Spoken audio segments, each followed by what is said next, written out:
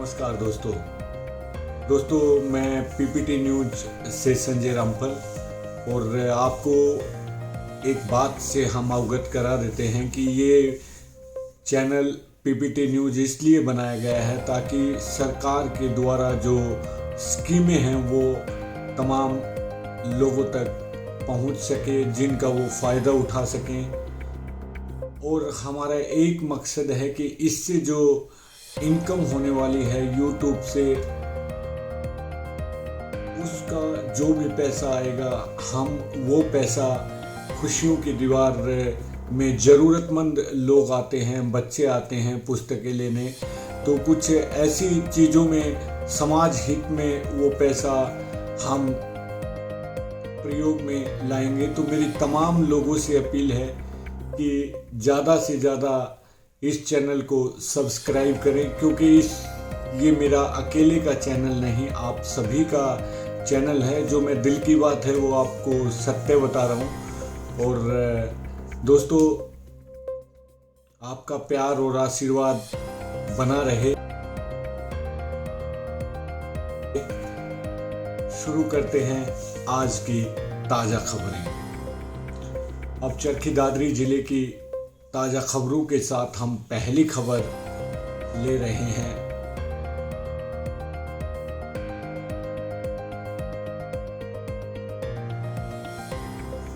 साफ व सुंदर शहर प्रत्येक नागरिक का हक, अपने आप अवैध कब्जे हटाकर प्रशासन की मुहिम का साथ दें। जी हाँ, बिल्कुल सत्य बात है। उपायुक्त मनदीप कौर ने दादरी के लोगों से अवैध कब्जे स्वयं हटाने की दोबारा अपील की है और कहा है कि सभी लोग की सामूहिक भलाई को देखते हुए अवैध कब्जों को हटाकर प्रशासन का दादरी को साफ व सुंदर बनाने की मुहिम में सहयोग करें। इससे पहले भी उपायुक्त लोगों से कब्जे हटवाने की अपील कर चुकी है। फिर से उपायुक्त भी लोगों से अतिक्रमण हटाओ अभियान में सहयोग करने का आह्वान किया है। उपायुक्त का कहना है कि दादरी बहुत पुराना और ऐतिहासिक शहर है। इस क्षेत्र के लोग हमेशा से स्वाभिमानी और उसी स्वाभिमान की बदौलत दादरी के लोगों ने आज़ादी की लड़ाई में भी अहम योगदान दिया है। उन्होंने कहा है कि साफ व सुंदर व्यवस्था भी एक लड़ाई के समान ही है। दादरी का प्रत्येक नागरिक साफ सफाई और सुंदर शहर का हकदार है। मनदीप जी ने कहा है कि अवैध कब्जे साफ सफाई और सुंदर शहर का हकदार है। मनदीप जी ने कहा है कि अवैध कब्जे इसकी सुंदरता पर घृण लगा रहे हैं। कहीं न कहीं शहर में जल भराव का बड़ा कारण यही कब्जे हैं। इन कब्जों के कारण नाले लगभग गायब हो गए हैं, जिससे सालों से नालों की सफाई नहीं हो पाई। इससे शहर में जल निकासी नहीं होती। लोगों ने गलत तरीके से कूड़ा व पॉलीथीन से तालाबों व जोड़ों को बंद कर दिया है और ऐसा हम सभी दादरी में रहने वाले लोगों ने ही किया है। इन्हीं कारणों से हर साल लोगों को काफ़ी परेशानी का सामना करना पड़ता है। अब समय है कि दादरी का प्रत्येक नागरिक अतिक्रमण हटाओ अभियान में साथ देकर शहर को साफ व सुंदर बनाने में मदद करे और हम सब मिलकर दादरी को ऐसा शहर बनाएं कि सफल हो, जिसका उदाहरण दूर दूर तक दिया जाए। दादरी वासियों के लिए और विशेषकर सभी दादरी ज़िले में आने वाले ग्राम वासियों के लिए जो महिला एक अधिकारी आई है मनदीप कौर, ऐसी दबंग महिला पहली बार दादरी के इतिहास में ऐसी दबंग महिला आई है जो निष्पक्ष रूप से न्याय संगत कार्रवाई कर रही है, अतिक्रमण हटवा रही है। उनका सपना है कि दादरी को ऐसा पंचकुला जैसा, चंडीगढ़ जैसा शहर में बनाऊंगे, तो वास्तव में वो अपने टारगेट पे धीरे धीरे कदम उठा रही है। इसमें सभी नागरिक खुश हैं। इस कार्रवाई से थोड़ी सी पीड़ा उनको हो रही है जिसने थोड़ा बहुत अतिक्रमण किया हुआ है, और इसके साथ ही पूरा प्रशासन इनका सहयोग दे रहा है। ये इसके बाद ये सबसे बड़ी समस्या है रेहड़ी वालों की। मैडम को ध्यान देना चाहिए कि ये अगली कार्रवाई में इनके निर्धारित जगह पर रेडी वालों को शिफ्ट करते।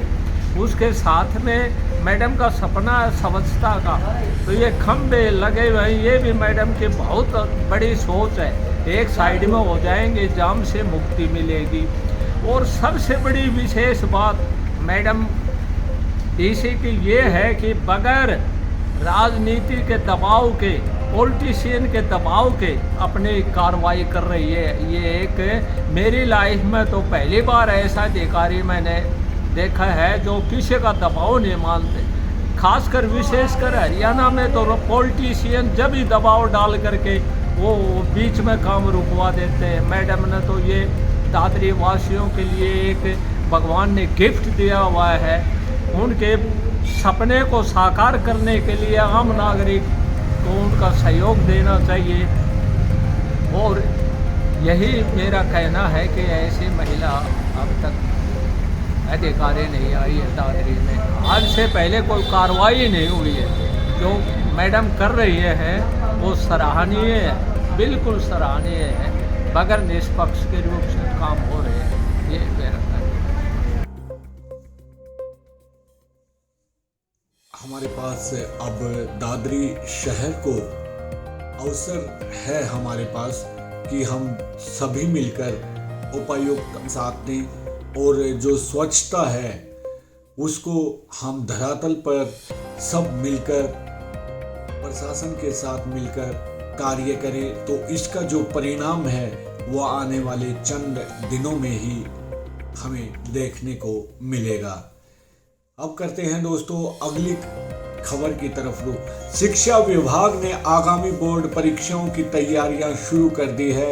इसी कड़ी में 10वीं व 12वीं में 100% परिणाम लाने के लिए अधिकारियों ने बैठक कर विचार विमर्श किया और परिणाम सुधारने के लिए प्रभावी कदम उठाने का भी निर्णय लिया गया है। जिला शिक्षा अधिकारी की अध्यक्षता में हुई इस बैठक में सभी खंड शिक्षा अधिकारियों को बोर्ड परीक्षा परिणाम सुधारने के लिए खंड स्तर पर उठाए जाने वाले कदमों को लेकर मार्गदर्शन किया। मीटिंग में तीनों खंड शिक्षा अधिकारियों के द्वारा बोर्ड परीक्षा परिणाम सुधारने के लिए अपनाई जाने वाली रणनीति पावर पॉइंट की सहायता से भी सभी के साथ साझा की गई। सभी जिला व खंड स्तरीय अधिकारियों ने इन रणनीतियों पर भी चर्चा की। बारडा ब्लॉक द्वारा साप्ताहिक टेस्ट पिछले वर्षों के प्रश्न पत्र आधार पर अभ्यास बल दिया। दादरी खंड के अर्धवार्षिक परीक्षा परिणाम को आधार मानकर तैयारी कराने पर जोर दिया। बोंद खंड ने पिछले वर्षों कम परिणाम वाले स्कूलों को अपडेट कर परिणाम सुधारने की नीति बताई।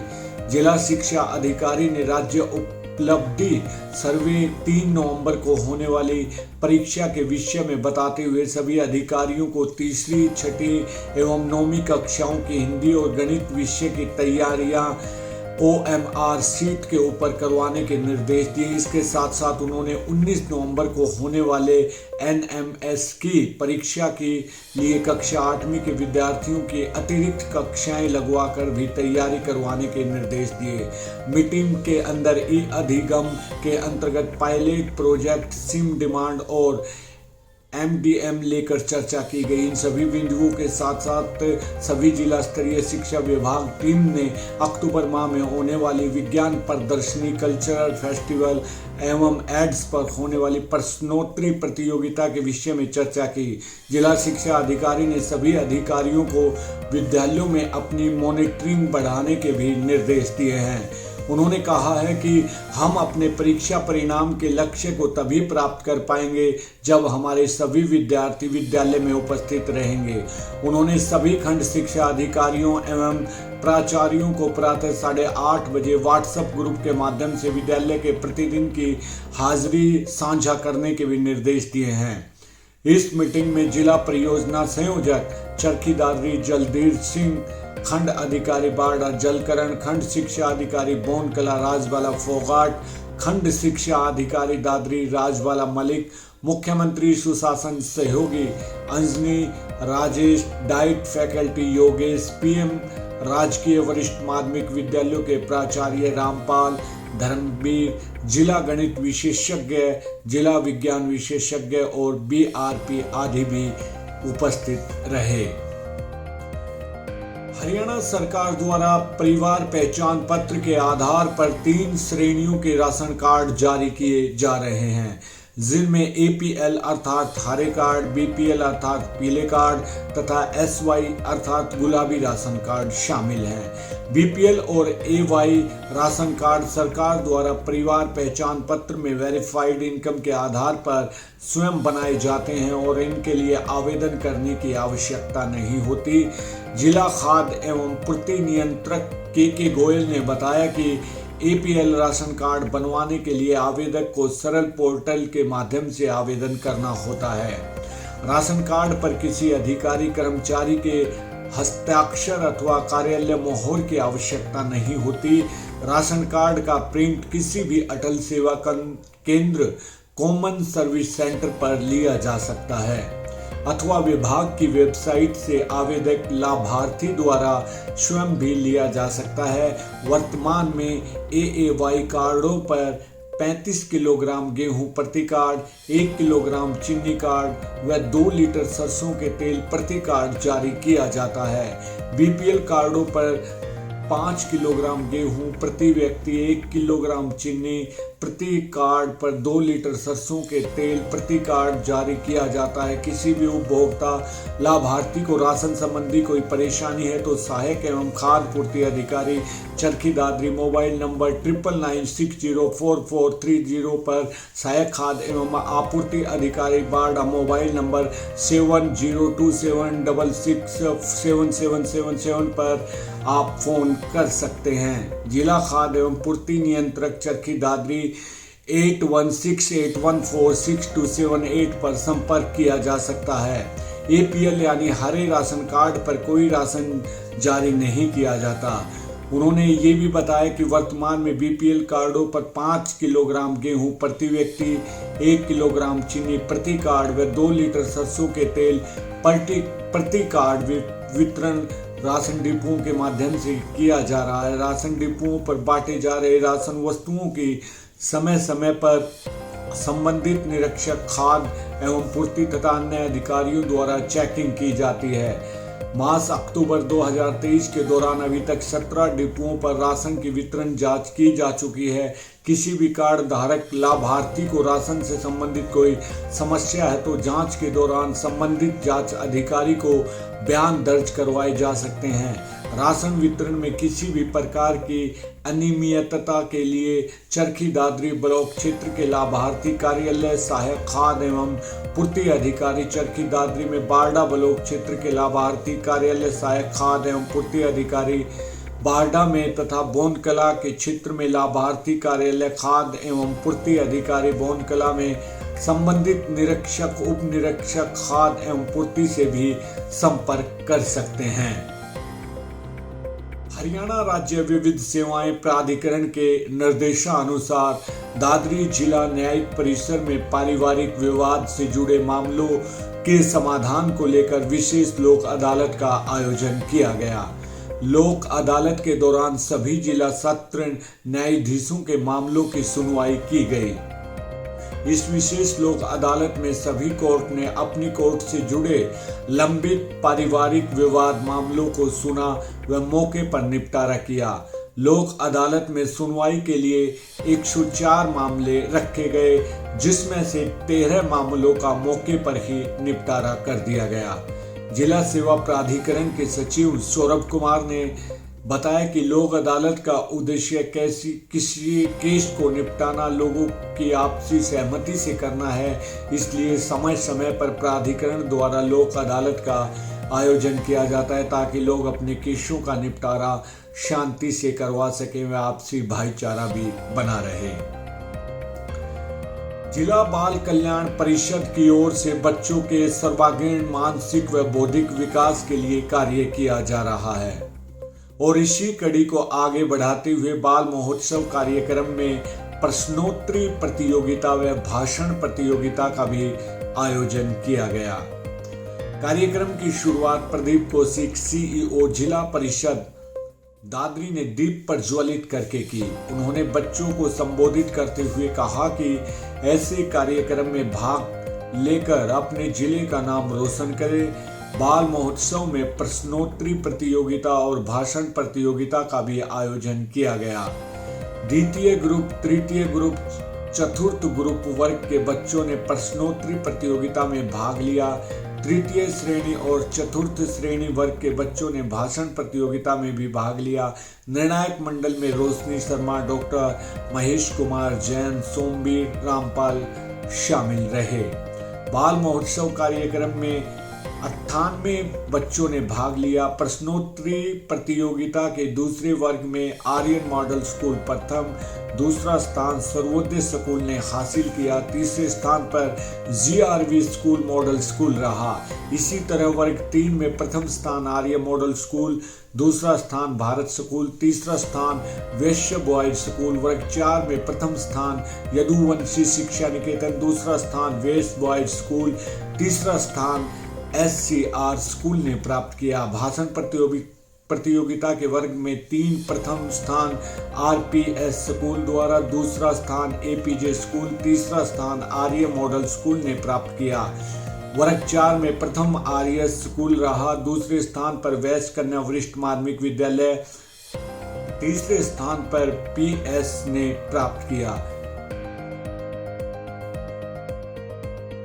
और काफी बच्चों व अभिभावक भी वहां पर उपस्थित रहे।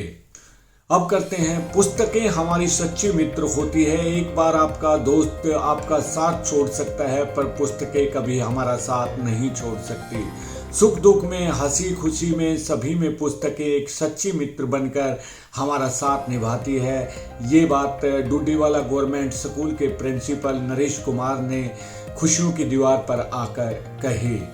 उन्होंने कहा कि खुशियों की दीवार बहुत ही सराहनीय कार्य कर रही है। हर किसी युवा को यहाँ से प्रेरणा लेकर ऐसे कार्य करने चाहिए। उन्होंने ये भी कहा कि पुस्तकें ज्ञान प्रदान करती हैं, हमेशा अच्छी पुस्तकें बातें सिखाती हैं, पुस्तकें हमारा मार्गदर्शन करती हैं। जब भी हमारा रास्ता भटकते हैं तो ये रास्ता दिखाती हैं। पुराने मंदिर, पुराना इतिहास सभी नष्ट हो जाता है, पर पुस्तकें हमेशा जीवित रहती हैं। उनकी धर्मपत्नी स्नेहा भी खुशियों की दीवार पर आई हुई थी। उन्होंने कहा कि पुस्तकें हमारे जीवन में बहुत महत्व रखती हैं।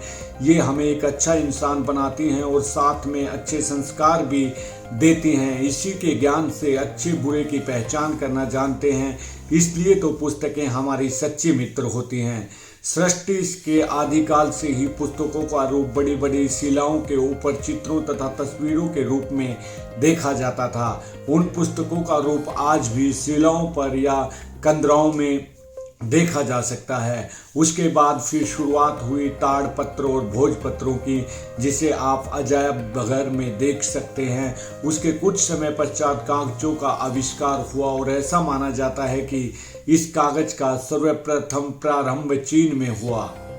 चरखी दादरी निवासी रेखा ने कहा कि उन पुस्तकों में जो शब्द और विचार होते हैं वो अगर हमारे मन को लुभाते हैं तो समझिए आपके चरित्र और जीवन पर एक सकारात्मक असर छोड़ जाते हैं। और पवन कुमार ने कहा कि पुस्तकें हमारे सच्चे मित्र। किताबों पर दुनिया के अनेक महान लोगों ने अपने अपने विचार प्रकट करे, जिनमें से कुछ अनमोल कथन ये दर्शाते हैं कि मानव जीवन और उसकी प्रत्येक प्रगति में किताबों की अहम भूमिका होती है।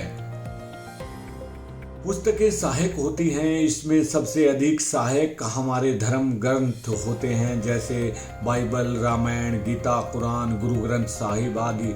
आजकल मोटिवेशनल स्पीकर हमें नकारात्मक भाव से दूर रहने का ज्ञान प्रदान करते हैं। जहां धर्म ग्रंथ कर्म की सही राह दिखाते हैं, वही पंचतंत्र की कहानियां, हितोपदेश आदि हमें नैतिकता का पाठ पढ़ाते हैं। अगर कोई भी जरूरतमंद छात्र छात्राएं हैं, वो खुशियों की दीवार पर शाम 5 से 6 बजे तक निःशुल्क पुस्तकें प्राप्त कर सकते हैं। आपको जानकारी के लिए बता दें कि खुशियों की दीवार एक ऐसी संस्था है जो आसपास लोगों और आपके प्यार और आशीर्वाद सानिध्य से चली हुई है, और जो भी जरूरतमंद व्यक्ति है, किसी भी समाज से जुड़ा है, वो निःशुल्क यहाँ से अपनी आवश्यकता की चीज़ें प्राप्त कर सकता है। जी मैम, पहले अपना इंट्रोडक्शन दे दीजिए। मेरा नाम रेखा है और मैं यहाँ पे मुझे पता लगा खुशियों के दीवार के बारे में, तो सोचा मैं बहुत सारी किताबें रखी हुई थी पहले की। मैंने एचटेट वगैरह की जो तैयारी कर रहे हैं बच्चे वो ले सकते हैं, नेट की तैयारी कर सकते हैं वो ले सकते हैं, एमकॉम वगैरह जो कर रहे हैं वो बच्चे भी हेल्प मिलेगी उनको। तो मेरी तरफ से थोड़ी सी छोटी सी भेंट खुशियों की दीवार के लिए। आदिवासियों से अपील है कि जो भी उनके पास वेस्ट उनके लिए वेस्ट होगा, लेकिन ये किसी के लिए काम आने वाली चीज़ें होती है, तो कृपा करके खुशियों की दीवार पे इसको आके दें, जिससे भविष्य में किसी बच्चे का भला हो सके। जी सर, आज खुशियों की दीवार पर पहुँचे हैं। हाँ। क्या कुछ लेकर पहुँचे हैं? भाई ये किताबें जो हैं वो हैं जो 10th तक की 6th 7th 8th 9th 10th की, तो ये किताबें जो खुशियों की दीवार पर दे रहे हैं ताकि जो बच्चों को किताबें नहीं मिल पाती वो बच्चे पढ़ें और आगे मतलब उनका कुछ। बात करें जैसे क्षेत्रवादियों से यही अपील है कि जो अपने घर पे जो चीज़ें यूज़ नहीं हो रही उनको जो है वो व्यर्थ में ना लगाएं, खुशियों की दीवार के ऊपर लेके जाएँ, चाहे वो छोटी ड्रेस हो जाती हैं या किताबें हो जाती हैं, उनकी मार्केट के अंदर कोई वैल्यू नहीं होती। परंतु जो निर्धन परिवार हैं जिनका कोई साधन नहीं है वो बच्चे अपने सपने पूरे कर सकता है पढ़ के, यहाँ से किताबें लेके ड्रेसेस पहन के सपने की वो जो पूरी कर सकता है। और ये रामफल जो है वो हमारे सीनियर सेकेंडरी स्कूल का स्टूडेंट रहा है और वास्तव में इसमें जो है बड़ा अच्छा काम जो है वो कर रहे हैं। सर अपना तो दो नहीं खुशी हो। सर अपना थोड़ा सा परिचय और मैं दीजिए। नरेश तोमर, प्रिंसिपल डूबीवाड़ा की। जी मैम, ये बताइए, आपका नाम बताइए इधर।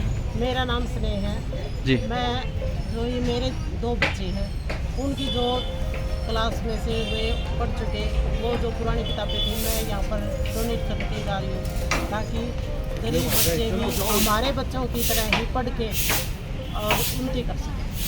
मैम, आमजन को क्या बेचन देते हैं? आम लोगों को जितना भी ज़रूरत का सामान हो या ज़्यादा से ज़्यादा यहाँ लेके जाए ताकि ज़रूरतमंदों का सहारा बन सके।